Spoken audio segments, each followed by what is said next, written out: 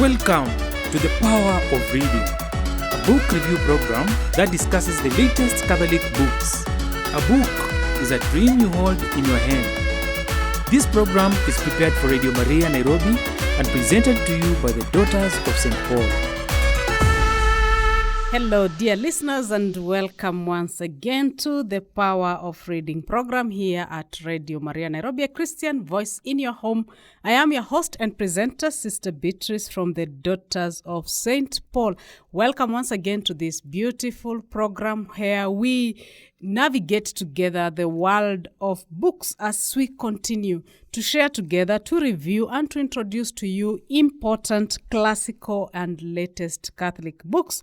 And this program also aims at promoting the reading culture, which is a culture that is going down a bit because we are overwhelmed by the communications technology. We are in the world of the internet, of the social media, and sometimes reading can be secondary and can be maybe reduced only to reading for exams and reading what we really have to, but reading has a wider scope that we need to rediscover, to recapture, and also to value in our world today. And we realize that the book is still a very important invention in the human history, and more especially in our growth and development, both at a human level but also in our faith. And today in our Power of Reading program, we continue our journey with the book, A History of the Catholic Church, which is actually a book that is written by Father Norbert Bruckmann and Umberto Pescantini. Norbert Bruckmann is a Marianist priest and Umberto Pescantini is a Comboni missionary. And this book actually has been updated and revised by Father Stephen Njure, who is a diocesan priest from the Diocese of Eldoret. And this book actually is a special book. We have done a review like no other because this actually is a very long journey, more than 2,000 years of the history of our Catholic Church. And we decided in this program that we are going to serialize this book because it is important for us Catholics and all Christians to understand this history, beautiful history of the Church with its ups and downs, with its most beautiful moments, but also some moments which are not very beautiful and positive, but also is still our journey of salvation. And we have already done 2 programs for this book. And right now, actually, we are in chapter 4 of the 18 chapters that make up this book. And we can just, for our reminder, and also in case we have new listeners, to remind ourselves how this book is divided, what are the topics in these different chapters. And we see that chapter 1 deals with the beginnings of the Church, chapter 2, the era of persecutions, chapter 3, the great test of faith, where we talk about who is God, who is Christ, who can be saved, what is the Bible. And in our previous program, we dealt with this issue, how we came to develop doctrine around these areas of God, of Christ, who can be saved, about our sacred scriptures, because we needed to define that, because Christianity had emerged as a new religion, and we had to understand what we are about, what our faith was about. Chapter 4 deals with the churches of the Nile. Remember, the Nile Valley was very important in the history of Palestine, the Holy Land where Jesus came, the history that we are also attached to, the history of the chosen people, the Israelites. And here we deal with the issues of the Alexandrian Church, a church of unity, the desert monks, Ethiopia and Nubia. Actually, this is part of what we'll cover today. Chapter 5 deals with the German immigrations. Chapter 6 with the conflict with Islam. Chapter 7, Christian life in the Middle Ages. Chapter 8, Age of Unrest. Here we talk about the Byzantines, that is the Eastern Church. We talk about the Great Schism of 1054. The conciliarism renaissance, that is the rebirth, because remember the Middle Ages were what we call the Low Ages, whereby we find the decline especially of the Roman Empire and also of the great scholarship that we had seen at the early time of the church with St. Augustine and other church fathers. And of course, chapter 9 deals with the division of Christianity, causes for the Reformation, We talk about Luther, John Calvin. We talk about the Anabaptists. We also talk about the spread of the Reformation. Chapter 10 talks about a renewed church, a living faith. Chapter 11, new worlds beyond the seas. Chapter 12 is the spirit of revolution. Chapter 13, the making of a secular Europe. Chapter 14, the ends of the earth. Chapter 15, new worlds, new churches. Chapter 16, the great Protestant awakening. Chapter 17, gains and losses. This deals with the two world wars, World War I and World War II, and the results of these two wars, that is communism and Cold War, and of course Christian democracy. And chapter 18, we have the completing of the Counter-Reformation, especially in terms of the Second Vatican Council. So we continue, dear listener, with this journey, with this beautiful book that I duly encourage every Catholic and every Christian and anyone interested to know about the history of the Catholic Church to make sure that you get this book, A History of the Catholic Church, a book published by Pauline's Publications Africa and written by Father Norbert Bruckmann and also Father Umberto Pescantini, and actually revised also by Father Stephen Jure. This is a very educative book that can help you begin your journey understanding the history of the church, which is of great importance. So we are going to take our first break, and then we shall go straight, soon after the break, we will go straight to chapter 4, because we have already dealt with the introduction and the first 3 chapters, and we look at the churches of the Nile, because this is very important at the beginning of the Catholic Church. So we take our first break, then we come and continue reviewing our book, A History of the Catholic Church.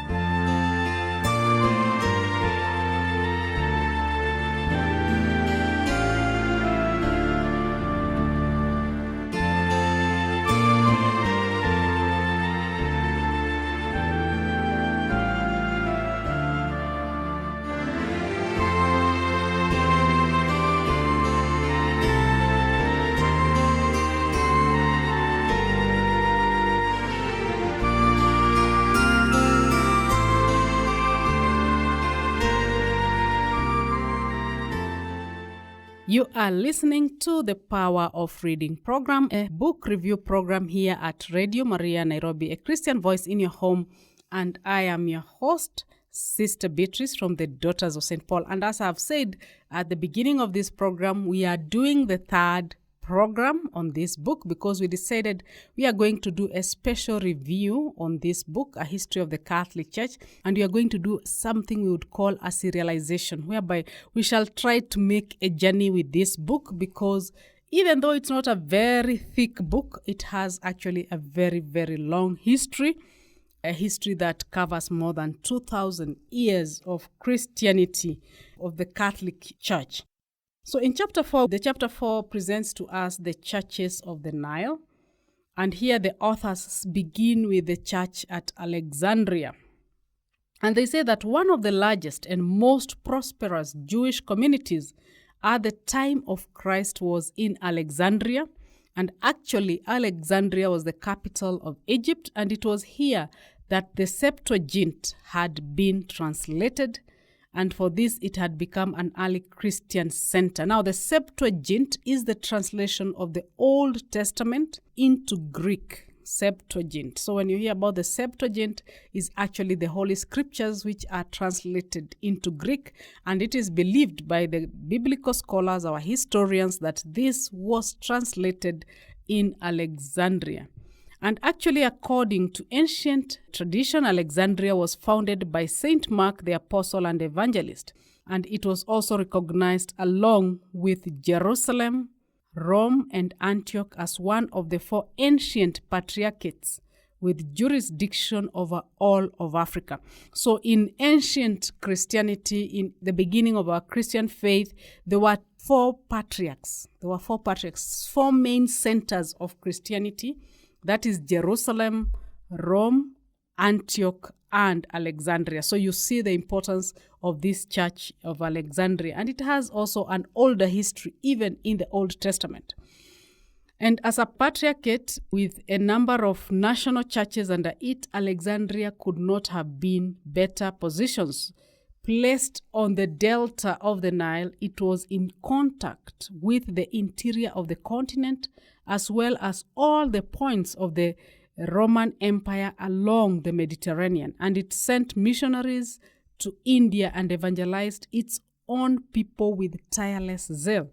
And in all this, Alexandria was blessed with significant leadership. Some of it came from the Christian catechetical school founded in the 2nd century to oppose the influence of the pagan museum, which was a kind of university. And at this catechetical school, there was an attempt to show the reasonableness of Christianity and to include it in the traditional educational program.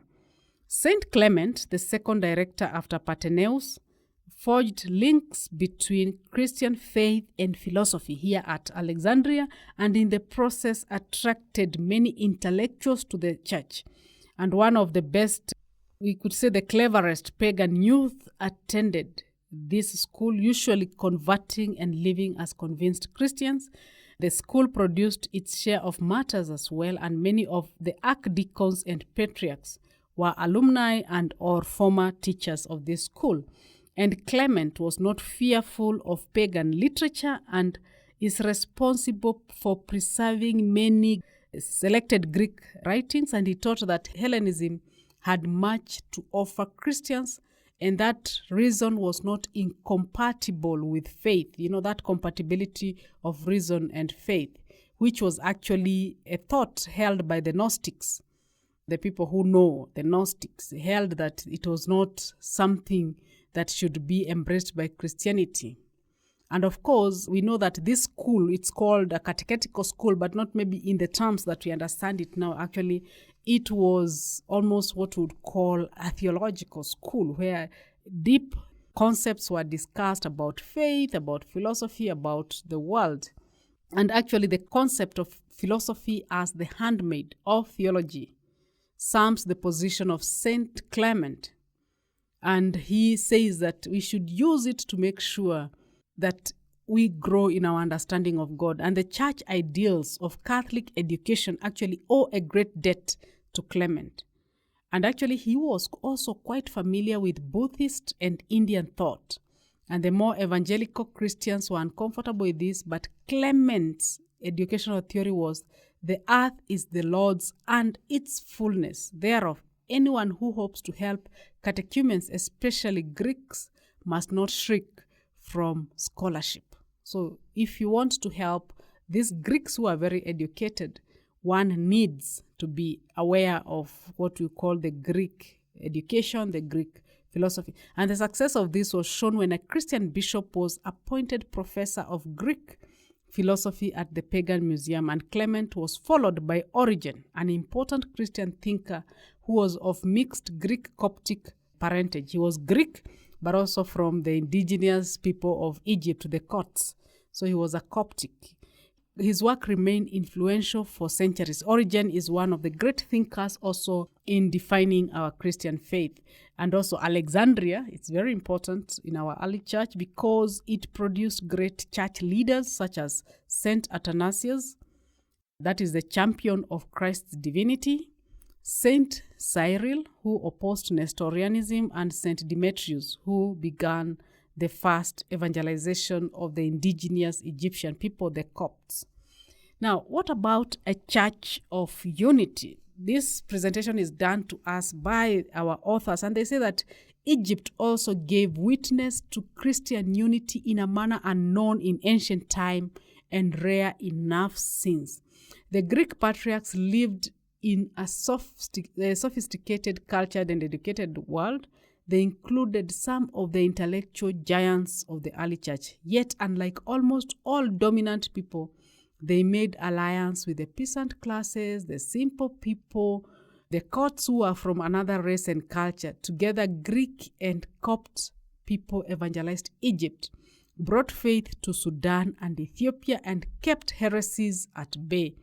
And we are told that around this time also there were some challenges in terms of faith, but because of this great unity within the church, it was easy to break it down.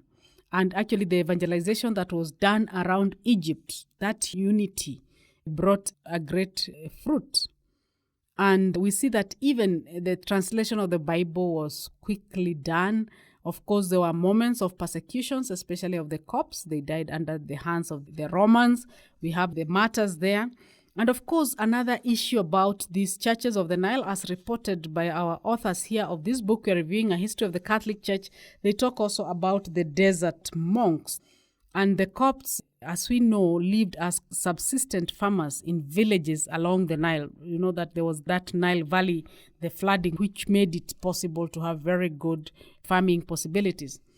And these people, they are the ones who provided some conditions for the time of having to flee into the desert. Because remember, outside the Nile Valley, there was this desert.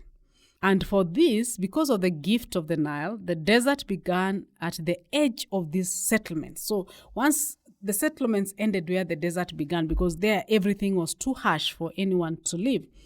And it is here that people started to start living an austere life.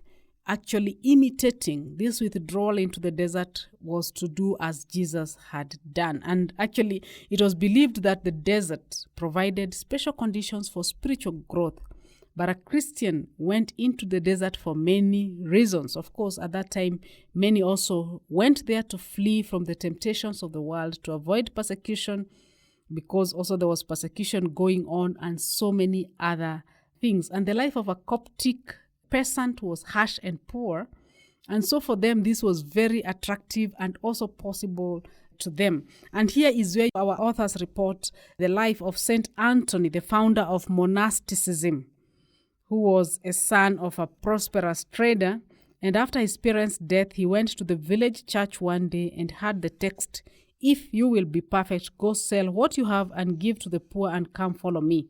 As we find in the Gospel of Matthew chapter 19, verse 21, Anthony said later that it was as if that verse had been written for him.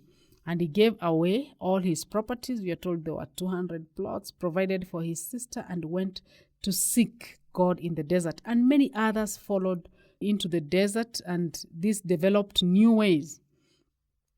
And we are told that St. Amon established a monastic village where 5,000 monks lived in mud and water huts built around a chapel. The oldest monastery in the world was founded around this time in a place called Wadi el Natrun, where it has been continuously occupied by Coptic monks for 1,650 years. And the final stage of developing this monastic life, of course, its honors are given to Saint Pachomius. Pachomius was a converted Roman soldier, and he had been arrested because he was headstrong and he was causing trouble in the army. And when the neighboring Christians visited the prisoners, feeding and caring for them, this touched Pachomius, who had been persecuting these same people as a soldier, that he became a Christian himself and placed himself under a guide, entered solitary life, and he was the one who was able to organize what we call the community life within the monastic tradition, because he was already used to being organized in the army. So Pachomius is known as the father of cenobitic life. That is the life together. Because when the monks first went into the desert, each one would live on their own. So this is what we find in the area of Egypt in terms of the growth of faith as reported to us, as we share in this book. And of course, we have this great also missionary work done in Ethiopia. And the authors tell us that Ethiopia has the distinction of being the first Christian kingdom in the world and the oldest. I think these are facts sometimes we don't even pay attention to. It was the largest Christian church outside the Roman Empire. The first center was in the ancient kingdom of Axum, where legend says a ship owned by Christian traders was wrecked on the Red Sea coast, and the Axumites killed all except two brothers, Saint Frumentius and Saint Adesius, who became slaves of the king. They became important court officials and were entrusted with dedicating the young priest Ezana. After being emancipated, Frumentius went to Alexandria to tell his story to Athanasius, who ordained him and sent him back as the first bishop of Ethiopia. So we don't know the truth about this legend, but we know that Saint Frumentius was the first missionary bishop, and in the 4th century, Christianity was introduced with the ardent support of King Ezana, and of course other missionaries came there. And we know that the Ethiopian church is quite traditional. It is led by an Abuna, who is a senior archbishop, and this leader was always appointed by the Patriarch of Alexandria. So this is the journey that we see among the Ethiopians, and the Ethiopian church is one of the oldest churches that we have in Christianity. Of course, we don't forget about the Nubians. This is the land above the first cataract of the Nile at Aswan. In ancient times, it was called Nubia. Today, we know this part of the world as Sudan. Of course, there are people who are called the Nubians. They still have a portion of land, partly in Sudan and in Egypt, if I'm not mistaken, that is called the Nubia, and they're the Nubian people. And this place also, it stretched from the borders of the Roman province above Aswan to Axum, and from the Red Sea to Lake Chad, and its people spoke Nubian. The original ancient kingdom was Meroe, which began to decline in the 4th century, and when it came into conflict with King Ezana of Axum, who defeated it decisively in war but did not occupy it. And of course, we know that in biblical time, the land of Ethiopia was known as the land of Cush, the 3rd cataract of the Nile. And we read this story in Acts chapter 8 with the story of the Ethiopian eunuch and also the deacon Philip. And this is also part of the history that is presented to us. And of course, we know that this history will change when we will come in touch with the Muslims, and we see that the Muslims, when they swept across Egypt in the 7th century, both Nubia and Ethiopia were cut off from the rest of history. And of course, that explains why we have what we call the Ethiopian rite in terms of celebrating the Eucharist, because at a certain point, they didn't have any connection with the rest of Western Christianity. So we can say this is what we call the churches of the Nile. They may not seem so important, but they are of great, great importance in terms of understanding our Christianity and also in understanding why we would have Ethiopian Catholics who celebrate Mass differently, because there is a historical experience that they have gone through.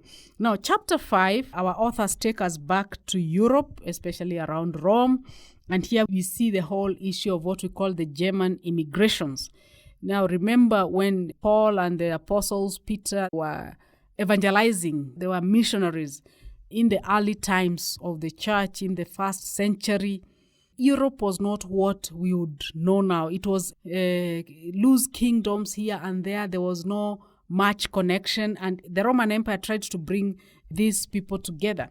So we are told by our authors that up to this 5th century, now we are already in the 5th century, in chapter 5 of the book, in the 5th century, Europe had been of little importance in Christian history.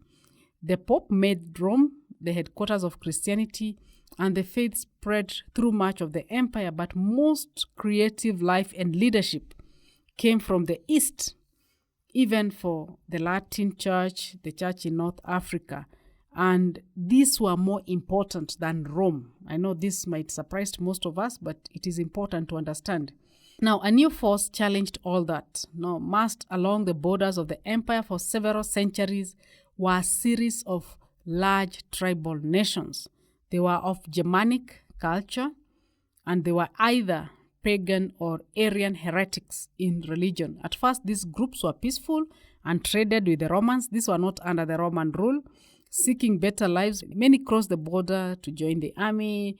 In the time of the military was made up of such men. They were usually called barbarians. Now, the word barbarian may sound very negative, but actually the word barbarian literally means foreigner.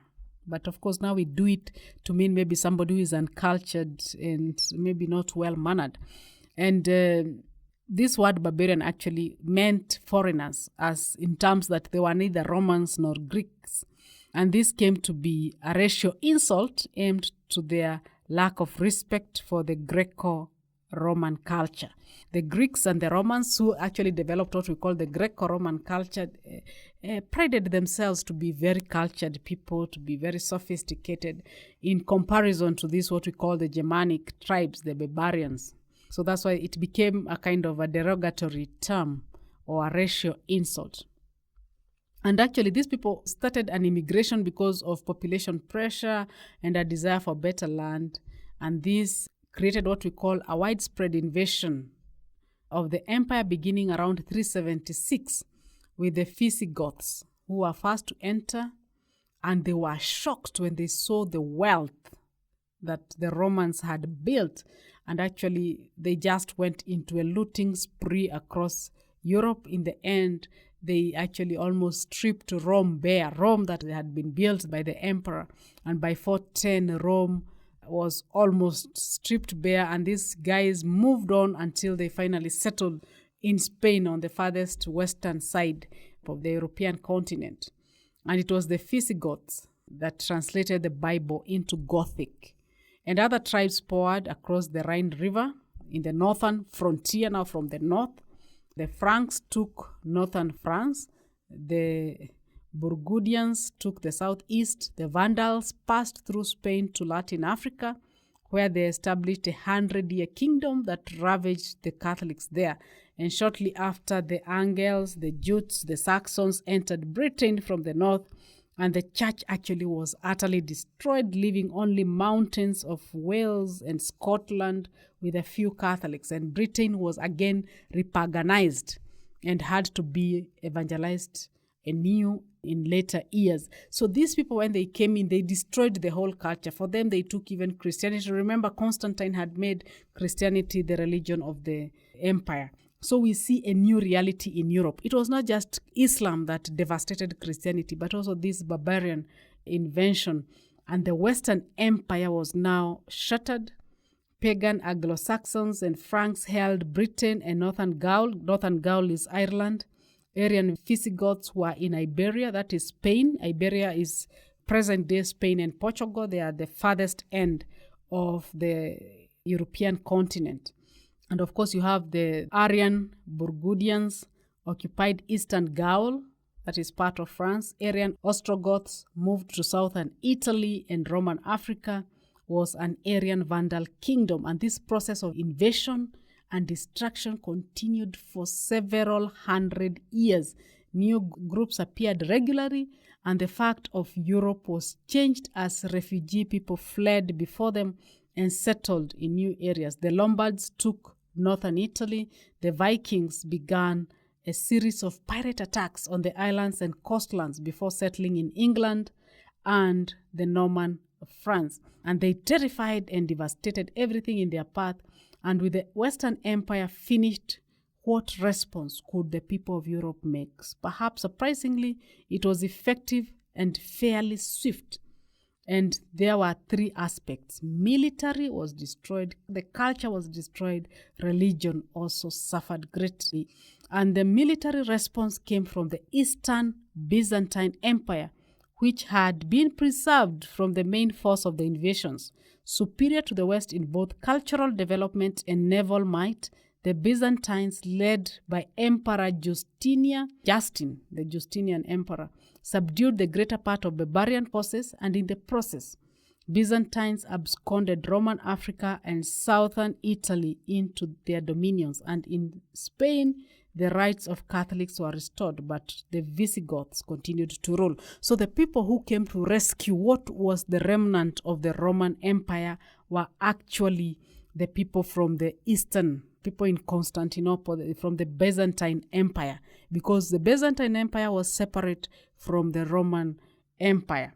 And this is one of the most important things that we need to learn about Europe in terms of Christianity, because sometimes we always quickly think the decline of Christianity in Europe came only from the invasion of Islam. So we are going to take another break as we will continue to look at Chapter 5, we shall look at the monks, because also at this time we have the rise of the monks and also the shaping of what we would call a Christian Europe. Fortunately, the Christian faith was always able to rise again. So let's take a break as we continue reviewing the book, A History of the Catholic Church, A History of the Catholic Church, a book by Norbert Bruckmann and also Father Umberto Pescantini.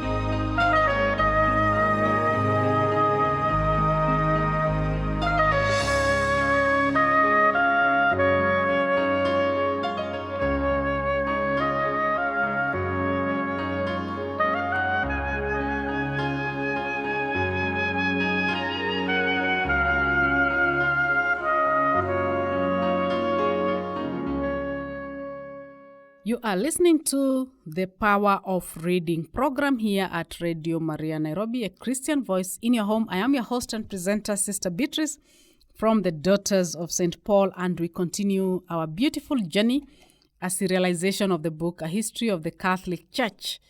And this is our third program as we continue looking at this book, and we are actually in chapter 5, where we have already seen the invasion of the barbarians and how it devastated the Roman Empire, whatever was remaining of the Roman Empire, and eventually also of the Catholic faith. But also at this time of this invasion, we are around the 5th century now. Of course, the invasion started around 376 and it continued for several hundred years. We also realized that there was another, we would call it a religious cultural response to this reality. And this is the beauty of faith as presented in this book, and actually which is also something important for us to learn. And that's why it's good to read historical books. What was the response? The Roman Empire could not fight back. There was a decline of the empire. And what happens is that we have what we would call a more important response, a religious response, a religious cultural response, which led to the Christianization of Europe. And the primary means of stabilizing the social confusion of the period as well as evangelizing the new peoples was what we call monasticism. And it was popularized in Europe by St. Athanasius' Life of St. Anthony. St. Athanasius had written the life of St. Anthony and accounts brought back by travelers visiting the desert.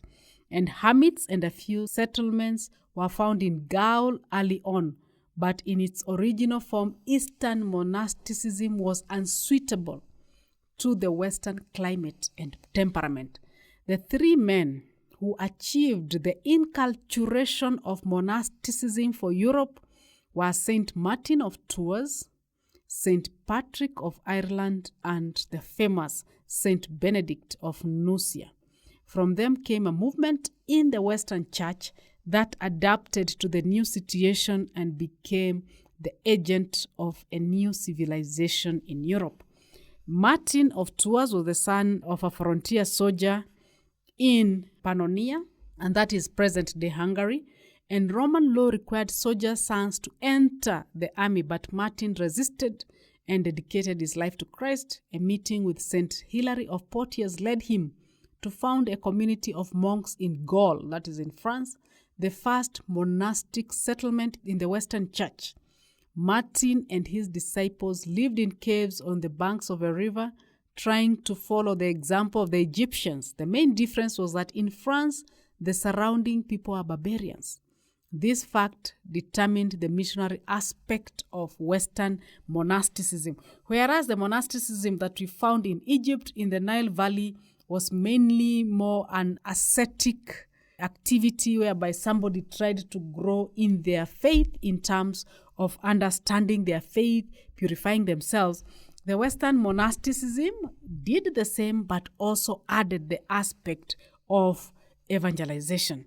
And in 375, Martin was made Bishop of Tours and became the most respected church leader in Europe. He continued to live a monastic life of simplicity and evangelical zeal. He gathered his priests around him in a common life, and a number of bishops were chosen among them. And after his death in 397, his tomb became a place of pilgrimage, and Martin of Tours is the first non-martyr to be venerated as a saint by the Catholic Church.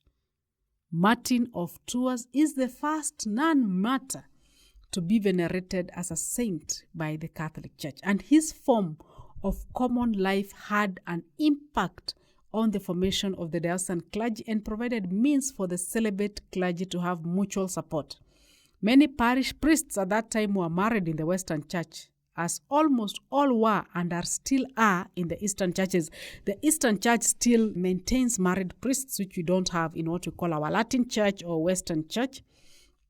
And it is because of Saint Martin that celibacy became more accepted and a need for common life among the people.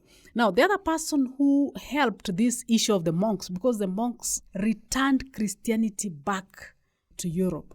We have Saint Patrick, who was born in Britain, the son of a deacon.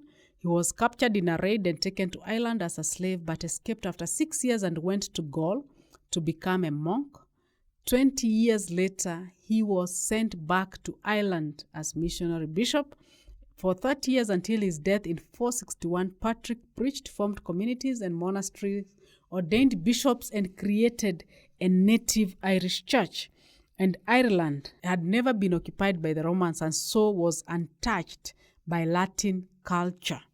And the people were Celtic, a branch of a widespread pagan culture that was entrenched in Wales, Brittany, and Scotland, as well as Ireland. And it also had a great influence in the parts of England at that time.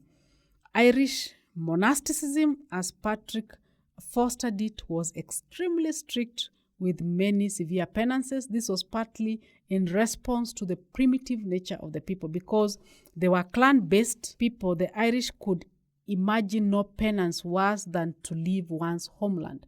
Therefore, the supreme sacrifice for Christ was to go to a foreign land as a missionary. And from early on, the Irish went first to Scotland, then across Europe, where they were instrumental in evangelizing the barbarian nations. And Celtic monasteries were founded as far away as Italy. Now, we have still another man. There are three men who deal with this, what we call the monasticism in Europe. And I know many times we don't remember them. Everyone talks about St. Anthony of the Desert. Many people talk about Saint Benedict, but we forget Saint Martin of Tours, and we also forget Saint Patrick. And this book also presents to us Saint Benedict. And it is him, they say, who established what we call the lasting form of monasticism as the new European culture emerged from the wreckage of the Roman Empire. Benedictinism became one of its main religious expressions. So we shall continue to serialize our book next week. Actually, next week we shall begin our program looking at the conflict with Islam, because already at this time, besides all the challenges that Christianity has had, we face also Islam at this time. So thank you very much for being with us in our program today. I hope you have enjoyed listening and hearing us serialize about our Catholic Church, the history of our Catholic Church. Make sure you get the book, A History of the Catholic Church. You can get it from any of the Pauline's book and media centers. You can get it from any of the Catholic bookshops near you. You can also be able to buy this book online. You can visit the Pauline website page, www.paulinesafrica.org, so that you can be able to have this book and also to read it. And I continue to encourage you to continue reading. And next week we shall continue serializing A History of the Catholic Church by Father Norbert Bruckmann and Father Umberto Pescantini. It has been a great pleasure to be with you today. Thank you for being with us. Thank you for continuing to read. We thank Mr. Timothy Morethi, who has recorded this program and mixed it for us here at Pauline's Studio Nairobi for Radio Maria Nairobi. Thank you, and may God bless you. You have been listening to the Power of Reading program. Join us next week as we continue discovering the wonderful world of books. This program is prepared for Radio Maria Nairobi and presented to you by the Daughters of St. Paul.